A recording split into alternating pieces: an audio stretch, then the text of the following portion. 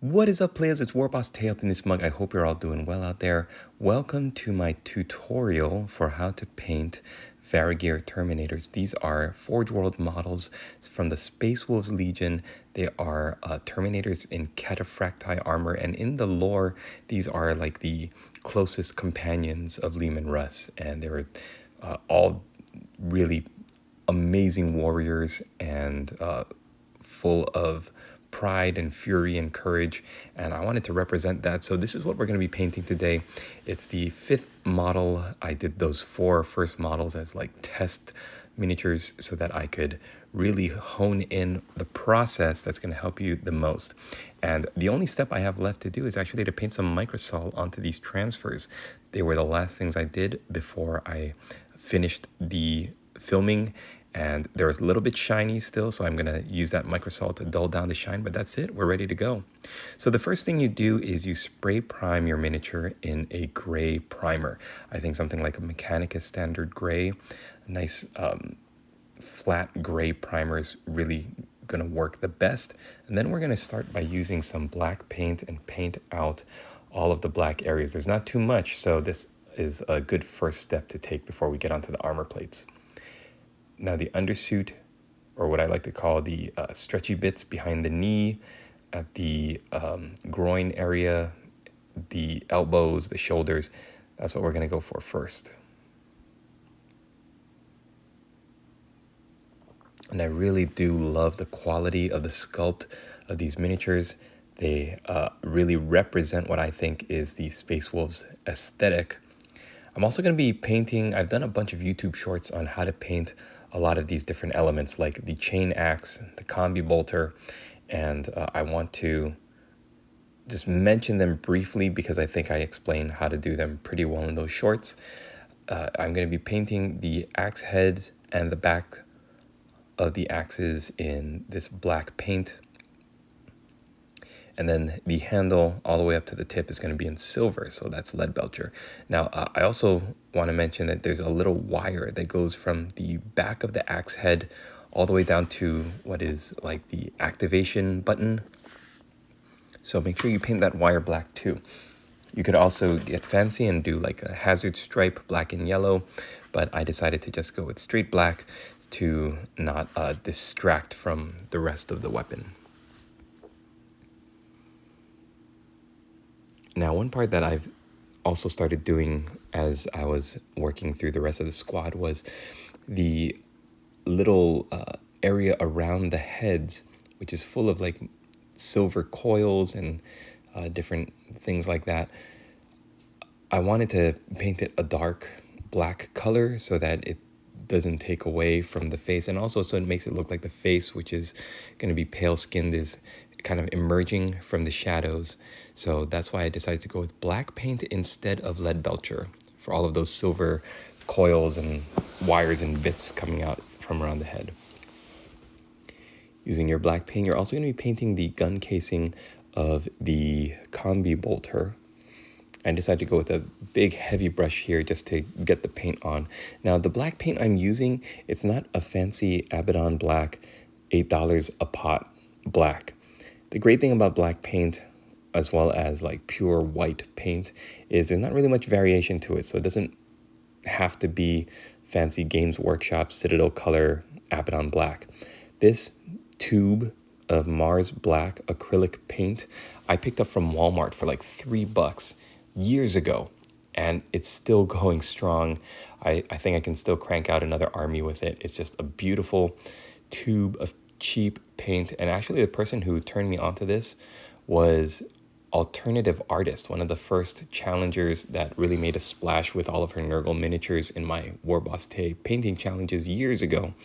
And one of her things was painting using acrylic paints that were not necessarily Games Workshop. And I think at the time I thought it was just like sacrilege to use anything but Games Workshop paints. It was when a lot of us were still very naive and new about the hobby, at least those of us who were getting into it around the time. And I saw all the tutorials online I saw were for Games Workshop paints and use this Games Workshop Citadel color. So I'm so glad that she turned me on to using these cheaper paints because they're essentially the same color and you get so much bang for your buck. All right, while I was waxing poetic, I painted the top knot in black, and now I'm taking Dawnstone and I'm doing a heavy dry brush. I've got my paper towel off to the side there, so I'm wiping off most of that Dawnstone, and I'm trying to go at it from a vertical top to bottom brush stroke, but I am just trying to get the highlighting color across all of the armor plates. Now, depending on the color primer you use as well, the Dawnstone is going to have a different effect because the primer that I used for this miniature is actually an army painter color called Uniform Gray, and it's a little bit lighter than Mechanicus Standard Gray. So when the Dawnstone goes on top of it, it's not as heavy a transition between a darker Mechanicus Standard Gray and the Dawnstone. At this point, I'm going to be using Corn Red for the left shoulder pad. Now you're going to notice that there's a bigger shoulder pad at the top, like all Cataphracti armor. You've got a bigger shoulder pad on top and then a smaller shoulder pad underneath. You don't have to worry about the smaller shoulder pad. You're just going to be painting Corn Red in the large flat shoulder pad on the top. Another reason that we're doing this before the gold trim is you've got some gold buttons or studs there you can see, as well as a trim of the shoulder pad, and we don't want to have to paint over that in this Corn Red and have to go back. So that's why I'm trying to work from the colors most underneath or lowest on the model and then build up. That way we're not doing as much backtracking. Necro Gold is from Scale Color. It is a color that I absolutely love. It's from their Metal and Alchemy. I missed out on getting their Decayed Metal color. I see that often used by Nick the Feral Painter and some other people, and it looks so good, and I missed out on it. I can't seem to ever find it in stock anywhere. So I want you to go out and get this Necro Gold color. I'm going to put a link in the description to an Amazon affiliate that I use that usually has it in stock. I think everybody should have at least one of these pots, Necro Gold. And the kit that this comes in, the set of colors, the golds are really good. They're terrific substitutes for Retributor Armor Gold and Liberator Gold. They have just such really nice, vibrant colors, but really the star of the show is Necro Gold, as far as I'm concerned. It's this beautiful, old, aged, like almost like greenish tinged gold. It just looks absolutely beautiful. And I've painted with Games Workshop's gold colors since their last range with their horrible shining gold. And then when the color switched over to Balthazar Gold, that was really good. And then Retributor Armor is, I think it's a huge breakout. It's a good gold color that's nice, bright, and yellow. But you just can't find the color like this. This Necro Gold is just so good. I absolutely love it. Now I'm going to tell you how to paint all of the trim. This is what I think is the most frustrating and the most time-consuming part, just because it's so easy to paint onto the gray armor plates and have to go and clean it up. But I'm just going to preface this whole statement with, you're going to need to go back and clean up. So don't be afraid. Just go in with the paintbrush and hit all of the gold areas. You're going to see a lot of gold studs on the segmented armor plates on the legs. You're going to see a lot of gold rivets on the backs of the legs here, which you can see me kind of dotting on the upper leg. More gold studs at the bottom. I call them studs, but they're kind of like I don't want to say like diamonds, but they're four-sided, almost like pyramids of gold that are used to decorate the front of the leg armor. On the knee pads on both sides, you're going to be painting that in gold. And then you've got some gold trim on the upper leg. And that's just the lower half of the body, baby. You've got a lot of gold to paint on the chest and the groin area. All of the models are wearing some kinds of like necklaces or strings of totems. So you're going to be painting the fangs, like the part that connects the fangs to the necklace is like a gold clasp. So you're going to paint that in gold. It looks like I went straight to the shoulder pad. Okay, so painting the rim of the shoulder pads, as well as the inside, and then those 4 studs right there on the inside, those buttons. All of this is going to be painted in Necro Gold, and it looks like I wanted to just get in there and work. So on the back of the armor, there's a little bit of a contraption there, like a little engine with turbines and stuff.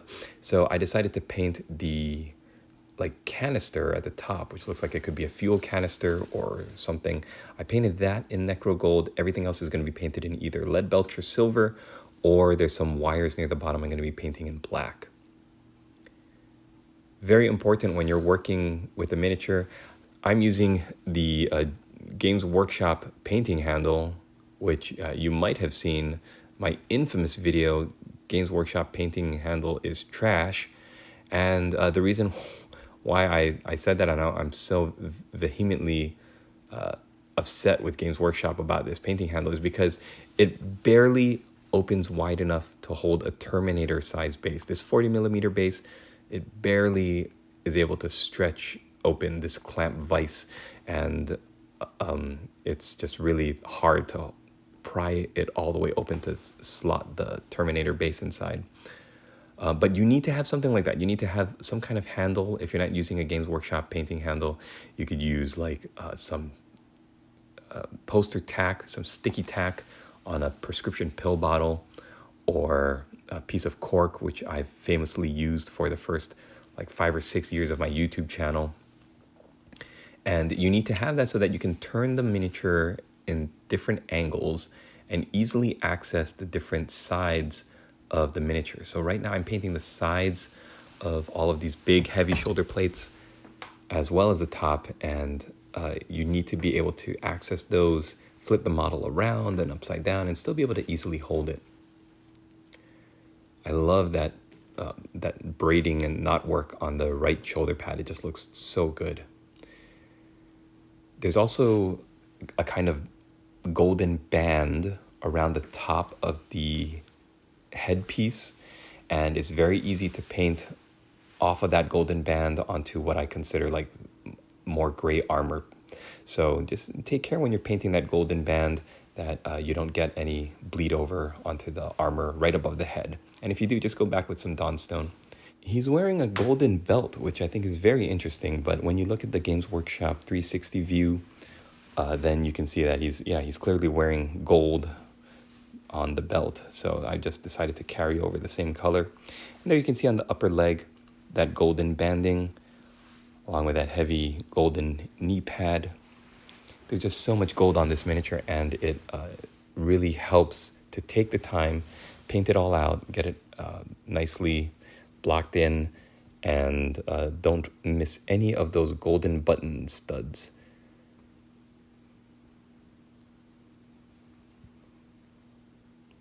And see, when you turn the model around, now I can see, oh, I've missed the banding on his gauntlets. Both sides have that. I think I forget about the right side. Yep, there it is. Take care of that.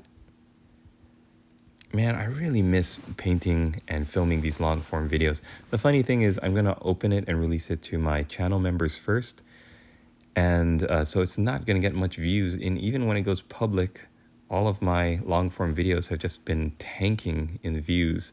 So hopefully we can nudge this up the algorithm a little bit and get it in front of more people. Not like Varagyr Terminators are this huge breakout viral unit that everyone's gonna look to paint, but I think it's a great way to see this process. My favorite thing about filming and even going back to watch my old tutorials is you really do see everything, every paint stroke. I rarely pause or cut and skip over anything, even when it's cleanup. So I hope you enjoy it. I hope you appreciate that you're seeing every single paint stroke, all of my mistakes, all of the things that I forget and have to go back and clean up. I'm using Dryad bark now to do the base coat for the fur that is hanging off of his waist, as well as under the shoulder pads.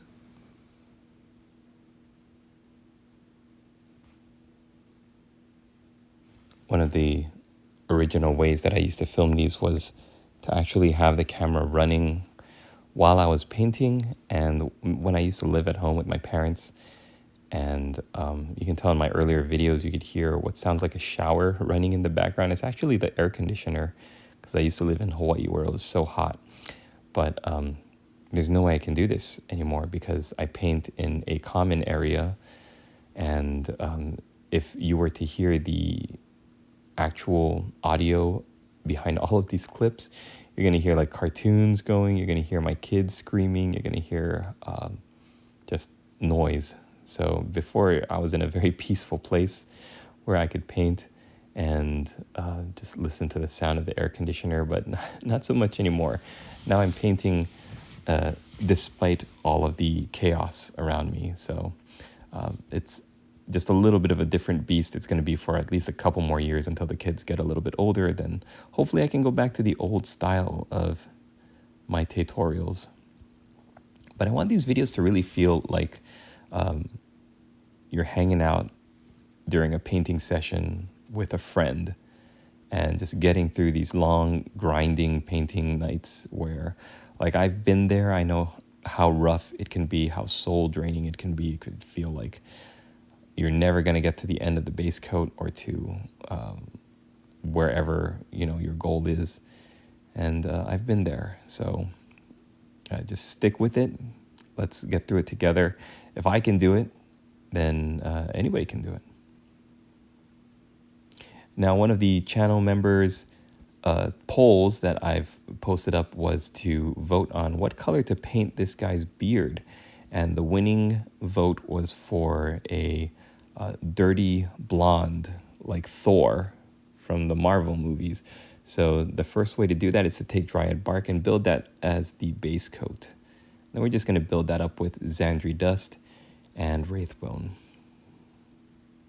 Since I laid down the beard, I decided to go on and paint the face. So we're going to use Rakarth flesh, and I've traditionally gone with using Rakarth flesh for skin tones and then using Rakelin flesh shade to give it a nice warm healthy glow, and then highlight it back up with Rakarth flesh. That's my recipe you're going to see me use here. But I've also heard people using Agrax Earthshade to darken and fill in the features. So let me know what you prefer, and if you've used that before, what you think of that, using that instead. I really like using Rakelin flesh shade. I think it gives it a nice healthy glow. But we'll see. Maybe one day I'll try Agrax Earthshade. There are some little skulls decorating the armor, so that's what I'm painting the Rakarth flesh, as well as the skin here. All of these heads are so great. The sculpts are so great, and they all have scars on their faces, and they're all scowling or screaming. It's just such a really nice looking model. Also, I keep forgetting to mention, I'm going to link Binx Wargaming. That's where I got these miniatures from. I got them for such an amazing price. And when you think about Games Workshop, how much they charge for their Forge World models, Binx has hooked me up before in the past, and he assembles the models before he sends them to me. I actually want to talk to him about getting a very nice, sizable Dark Angels and Iron Warriors Legion army from Forge World. And so if you're interested in anything, it doesn't have to be Horus Heresy era. It could be Age of Sigmar, Warhammer Fantasy, whatever. He has such great hookups. He's like totally connected to people who could get Forge World stuff, and it's just amazing. So send him a message, let him know I sent you, let him know I said hi, and I'm sure he'll be great to hear from you.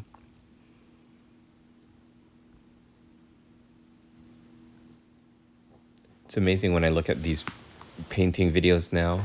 My style has changed so much over the years.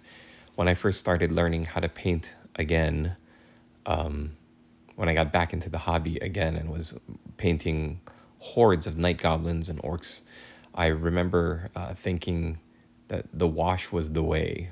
Using the wash was the only way to go. So all my orcs and goblins were drowning in BL10 green and known oil and Agrax Earthshade all over their armor, like the chainmail to give it depth. Lead Belcher, I think this is the part where I'm going to be painting the axe as well as the back of the suit. But yeah, I think back in the day, though, it was called like Devlin Mud and Badab Black.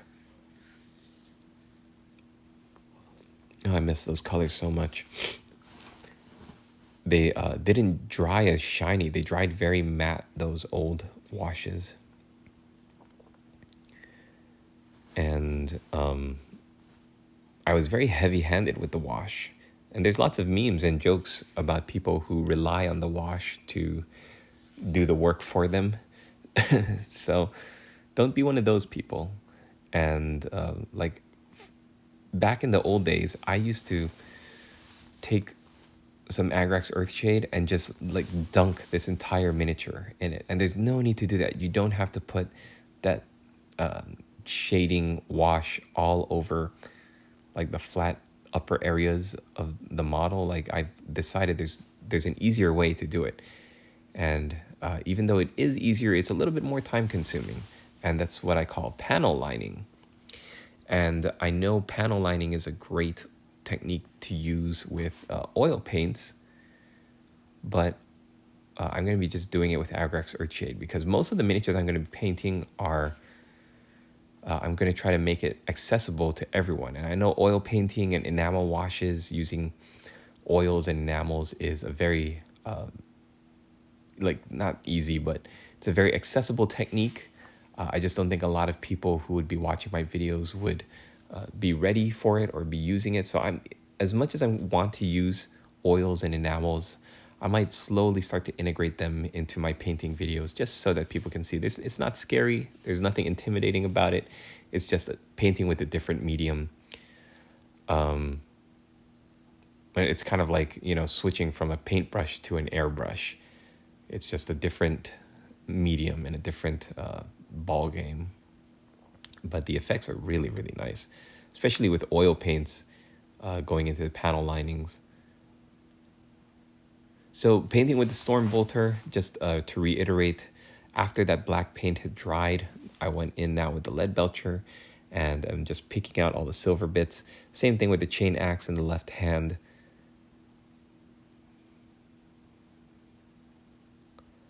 I think now I'm using the Lead Belcher to lightly highlight the coils around his head. You don't have to do that. It's just one more thing that's going to bring out the detail around him. Just adding a little bit more black paint. I think I watered down my paint so much that it thinned and became almost transparent, like near the front.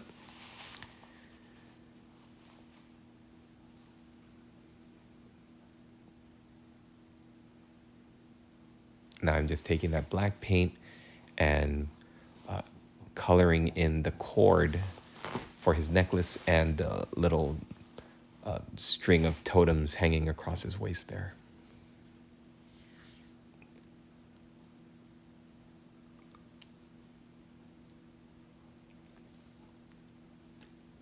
And as I mentioned, the contraption on his back is mostly silver and gold, but there are like four black wires that are needing to be picked out. So I'm just reinforcing that with the brush there.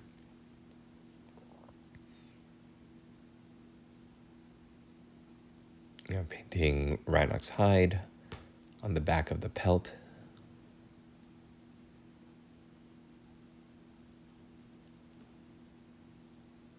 Okay, Doombo Brown. The only area of the model that needs to be painted Doombo Brown is the straps around the axe handle. When washed with Agrax Earthshade, Doombo Brown makes a beautiful dark reddish leather. And in fact, if you thin down your Doombo Brown with some water, you can line the model's bottom lip to bring a little bit of color to the lips. It sounds weird until you try it, and then it just makes sense. It's like, oh yeah, of course. This makes total sense. And the reason I found that out is because I was reading a White Dwarf about how to paint ogre heads, and they suggested painting a dark bluish color, like Dark Reaper, under the eyes, under the bags of the eyes, and then painting Doom Bull brown, a nice dark red under the bottom lip, or across the bottom lip rather. And I thought it was crazy until I tried it, and then now I've been converted. I'm a huge believer in using Doom Bull brown on the bottom lips of your miniatures, male or female, just to give you a bit of color and a bit of pop to the face.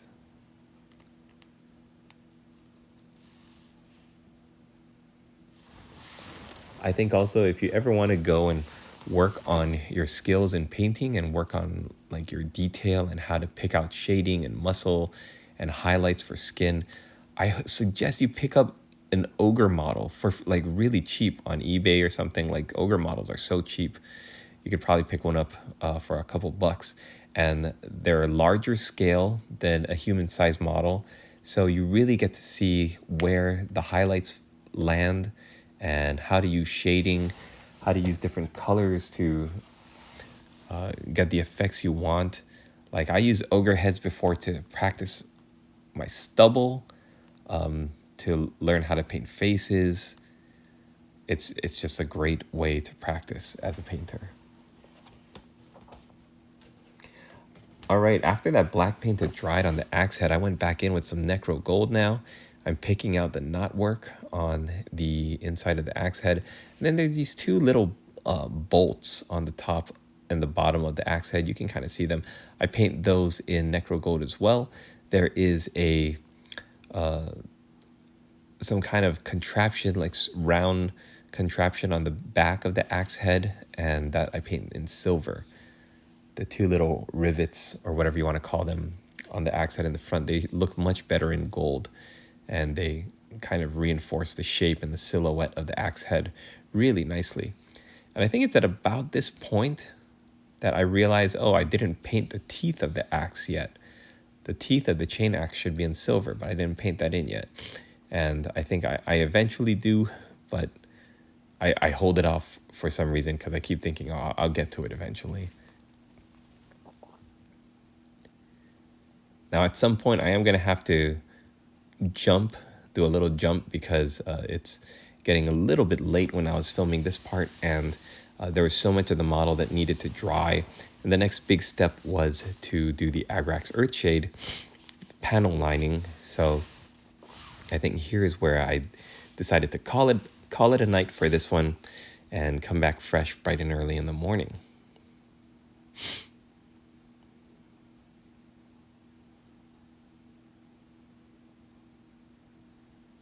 So here, after a little bit of break, I decided to go back and clean up some of my mistakes with my Dawnstone.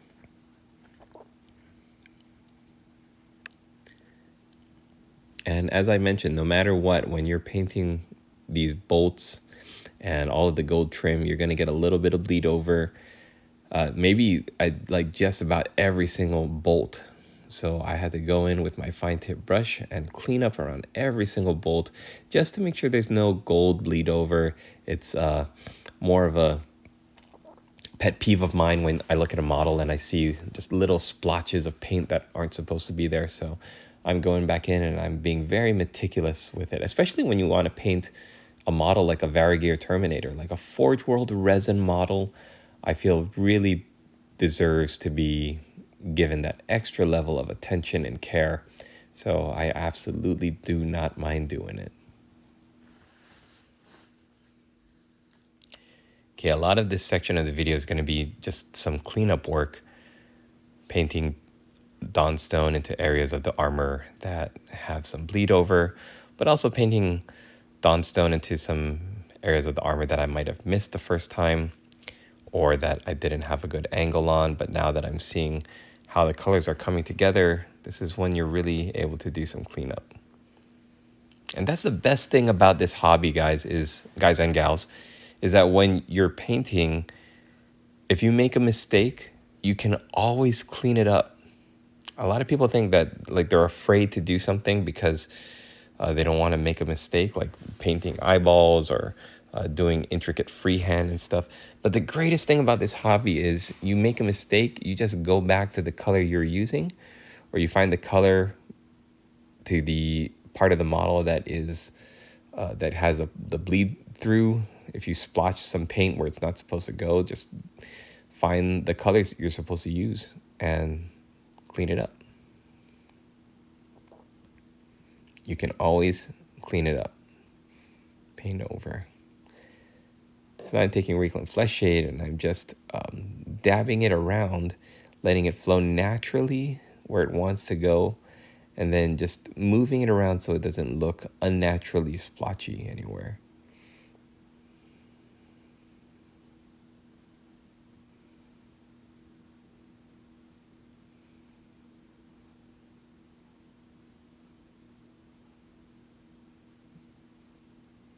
All right, now we're going to get onto the Agrax Earthshade. This is the fun part. This is where we're going to be finding all of the lines between the panels and painting also the bone, anything that's a bone, as well as the corn red. Ooh, the corn red shoulder pad is going to get a nice coat of Agrax Earthshade. And you see how that just really darkens that corn red down. It takes off that the vibrancy of the corn red, that redness, and instantly drops it to a dark, dark red. It's beautiful. I love it. I'm using Agrax Earthshade now on the wrapping around the axe. I'm using it on the skulls as well as all of the bone areas.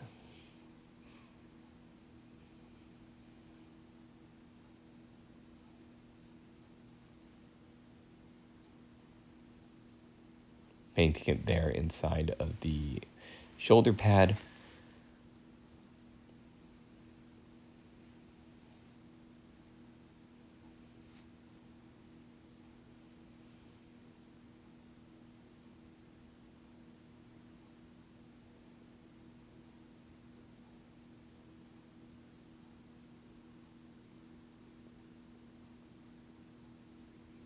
All right, this is the tricky part. This is the part where you want to have a nice sharp point to your brush. You're going to just be following the lines that separate the armor plates and letting the Agrax Earthshade just create a line, a dark line between the armor.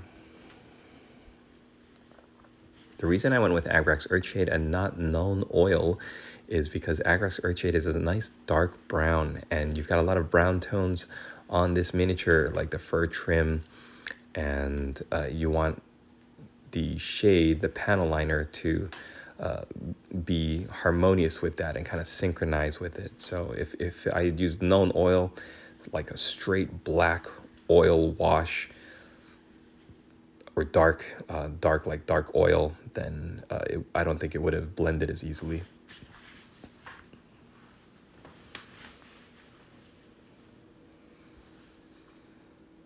Is find all of the places where that Agrax Earthshade oil can go.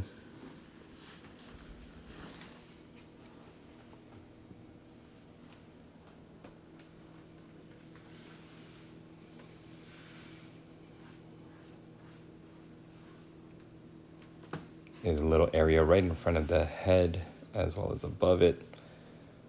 Little breaks in the armor. In the gauntlet between the fingers, totally fine, makes sense.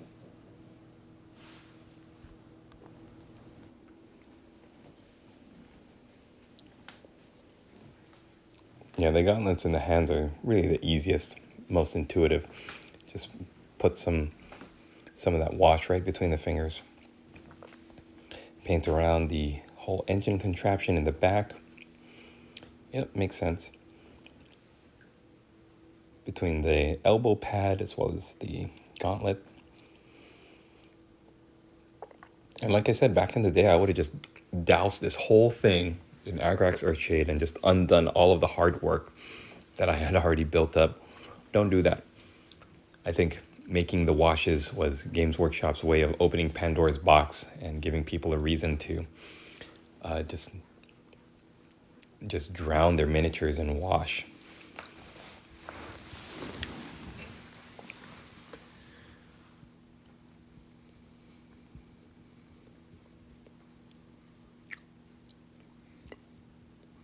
But you can see when it's added as a panel liner like this, where it's not overwhelming, but it's there, it's visible, it's a part of the, whoa, dizzy, don't look at that, where it's a part of the aesthetic. It really is nice. And then now here's where I go back in and I fix all of the parts that got a little bit too messy, a little bit too heavy-handed with the wash. Just go back in with some Dawnstone. Totally fine. Now we're moving on to, we're really getting to the home stretch here. I can't believe it. Gonna take some Xandri Dust, and I think this is where we're gonna be highlighting up the beard, getting the beard to a more blonde finish.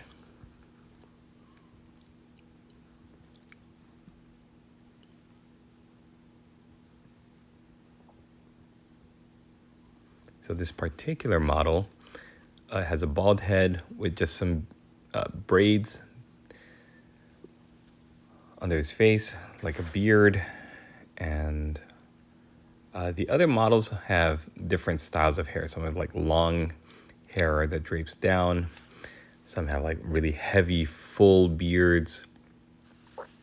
We got kind of lucky with this guy. So after we put the Xandri Dust highlight, we're gonna add a little bit of Wraithbone and just do a straight Wraithbone application for the final highlight, just picking out all of the tallest, highest areas of detail.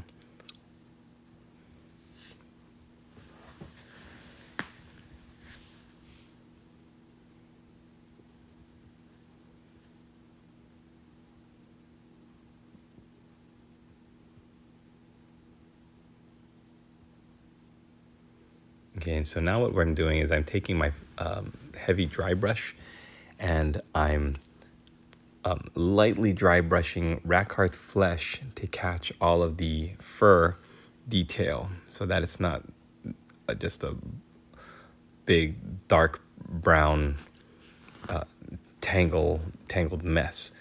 And you can see when you've got Rakarth flesh on all of the raised areas of the hair and the fur, it might not look like much when you're looking at it really close up, but when you back away and you see the flow and the transition of the color from the light Rakarth flesh to the dark Dryad bark in the shadows, then it's a really beautiful effect.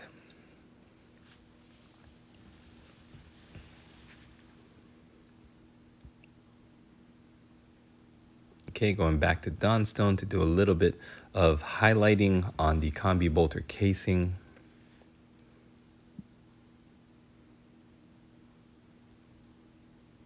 I just want to take this moment to say, if you are not a channel member, I hope you consider supporting the channel and becoming a channel member, or just giving the video a like and a comment and sharing it and subscribing if you're not already.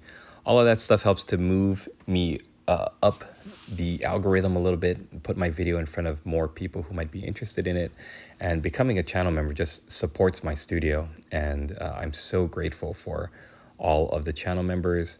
And, I say all of them, but we're just a small little core group right now. And hopefully we continue to grow and build this community of people who love to paint and love to share their knowledge and joy of painting with others. Dark Reaper as a dry brush for the top knot. Dark Reaper is a beautiful highlight for black. It's dark gray with some blue mixed in. It's beautiful for creating a deep and rich highlight to the black. Instead of doing like a Mechanica standard gray or an Eshin gray, which would have just taken the black and elevated it by adding a little bit of white to make it a lighter gray, doing it with some blue undertones just really helps to make it pop.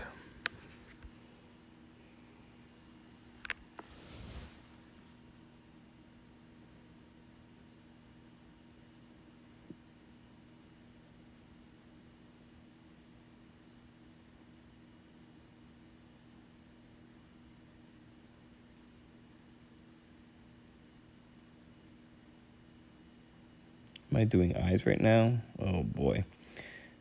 So this is another one of those instances where I'm hoping to get it right, but because this is, I'm filming it and I'm filming everything as it happens, I'm using my black paint, as well as bold titanium white from Pro Acryl.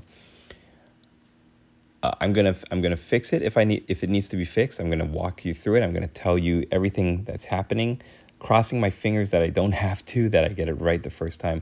But to get eyeballs painted just right, it really helps for you to have a sharp point, a good tip to your brush, because that really helps to put the paint down and be predictable, and to know where it's gonna go, not to have any surprises pop up. So with painting any eyes, you put a horizontal black line in both sides, and then a horizontal white line within the black. And I can't tell, I think when I think back to painting these eyeballs, the angle of the head was pretty difficult because he's looking to the left. And so it's a little bit of a difficult positioning to get your paintbrush in there. But once you paint that white horizontal line within the black line, then you go in with the black paint and a very sharp point to your brush, and you just do a diagonal slash from inside to the bottom corner of the eye. So from the inside top corner to the bottom outer corner of the eye, that's what you're kind of going for with your diagonal slashes. That way it makes them look like they're not bulging their eyeballs out and not squinting. It's the perfect way to paint like a focused eyeball where you could tell where they're looking.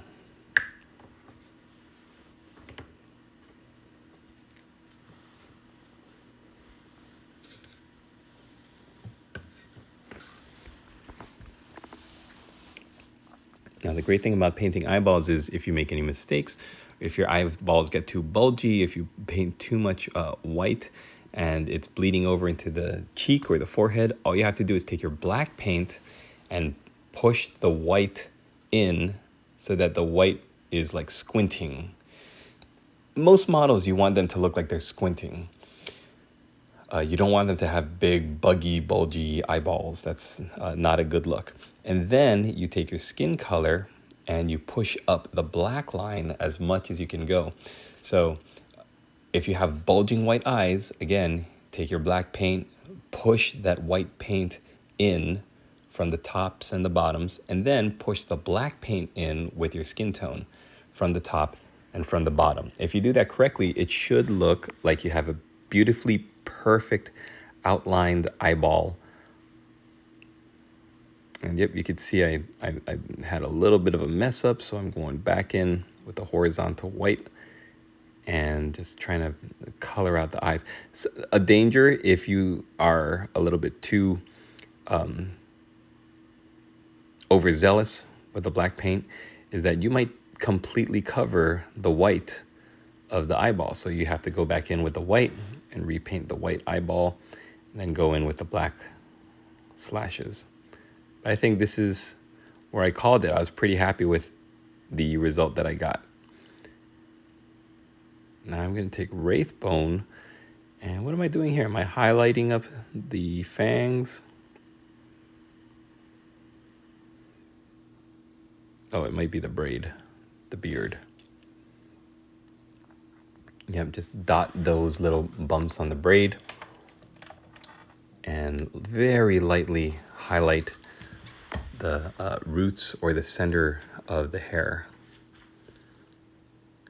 That's a little tip that I learned over the years. When you're highlighting hair, don't highlight the entire length of the hair. You want to have that darker color shining through in waves at all the bends. So the way you do that is you take your highlight color, in this case Wraithbone, and you lightly feather it at the roots, at the exact like center of the hair, and then at the very tips.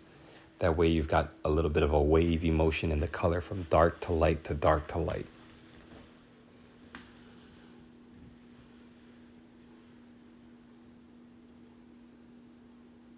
Going back to Leadbelcher now.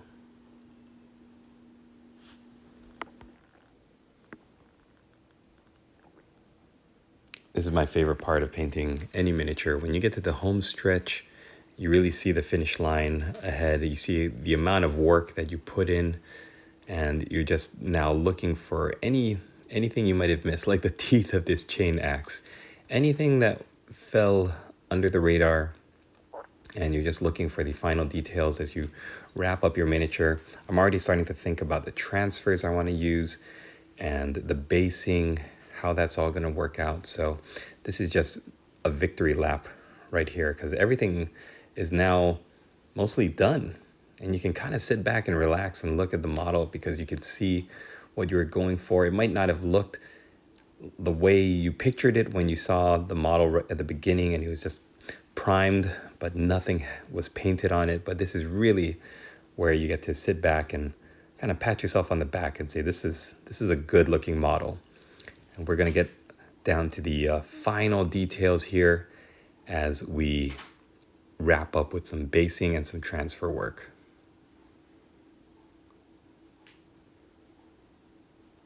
So what I'm doing now is I'm taking some of that black paint, I'm just painting the rim black, and that means we're prepping the base so that we can put our basing material on it. I'm going to let that dry first though. I don't want to put the basing material yet, or else it's all going to stick to the rim. What we're going to do is work on our transfers. So you might notice the other Varagyr Terminators have runes on their gauntlets. Thought it was a nice way to utilize some of these smaller transfers on the decal sheet. I'm also going to link this decal sheet in the video so that you can go and pick one up for yourself if you don't have one yet. If you're a Space Wolves player, it's so valuable. Like, look at those great designs for all of like the tactical and assault and heavy support. Just all the great wolf iconography is just really cool. So you gotta be very careful because they're so small. You don't want to cut through the wrong part. You want to use a good hobby knife, good sharp hobby knife. And I'm also getting the numeral 6, because the shoulder pad with the corn red on it has a numeral 6. If you look at the Games Workshop product page for the Varagyr Terminators.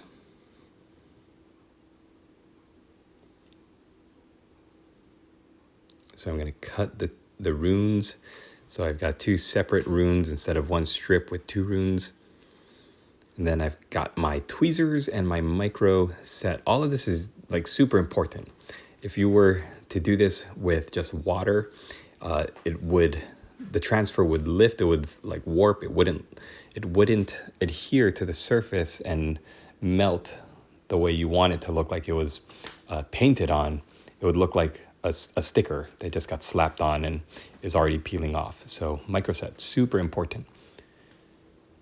I'm going to take the numeral 6, grip it with my tweezer, dip it into the microset, and then I'm going to leave it on the cap of the microset so that the microset will nudge and get the transfer to lift up off of the backing paper. While it's doing that with the Roman numeral 6, I'm going to do one of the 2 rune symbols. And that way, while I'm working with the Roman numeral 6, the other transfer is lifting off the backing paper. This is kind of an advanced technique. I wouldn't suggest doing it if you're not comfortable working with transfers yet, because what might happen is that second transfer, while you're working and struggling with this first one, that second transfer might just lift up and float away. You don't want to do that. The worst thing that can happen is for the transfer to lift completely off the backing paper and just slide away, so that when you try to pick it up or reposition it, it folds in on itself. And that's when you know your transfer is completely ruined. So we don't want that. But because I've been working with transfers a lot these past few days, I feel a little bit more comfortable.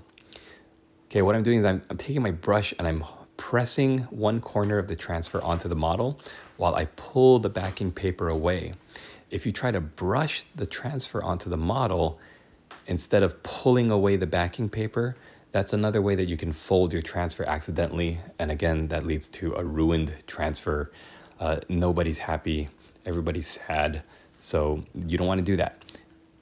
Hold like nudge the transfer off the backing paper just enough with your paintbrush so that you can pull the backing paper away with the tweezers. I cannot emphasize that enough. You have to like fight your instinct to just brush on the transfer with your paintbrush and hold the transfer in place with your backing paper.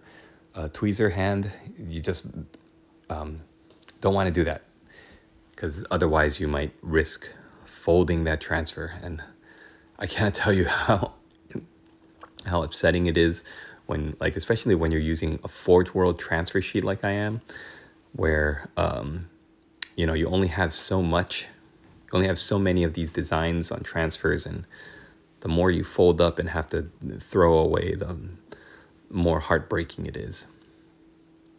Ooh, look at this mini surgery here. I feel like I'm playing Operation, like a little kid again. So very, very, very easily, again, nudge the transfer off the backing paper while I pull it away with my right hand. And it will hopefully land on the gauntlet where it's supposed to go.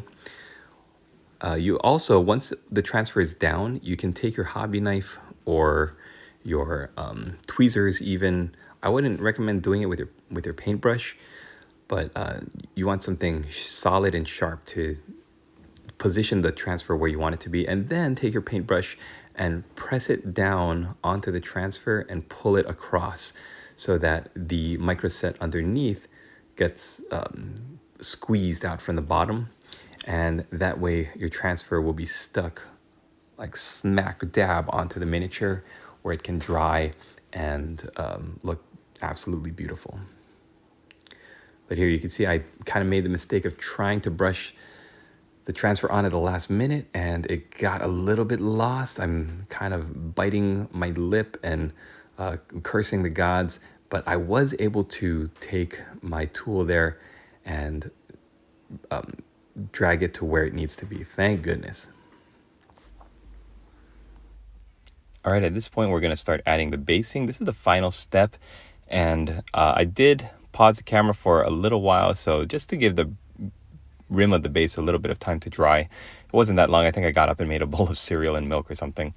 So the base is pretty much dry. I'm using Geek Gaming Scenics fast drying basing glue. You could use some Elmer's glue, some white PVA glue, mix it up with a little bit of water. There's something about this fast drying glue that it pours out so smooth compared to Elmer's glue, which comes out a little too thick. This fast drying glue is easy to spread.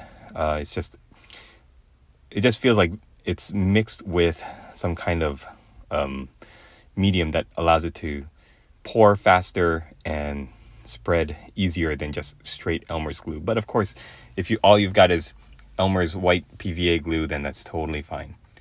I'm using this hobby tool to spread it around.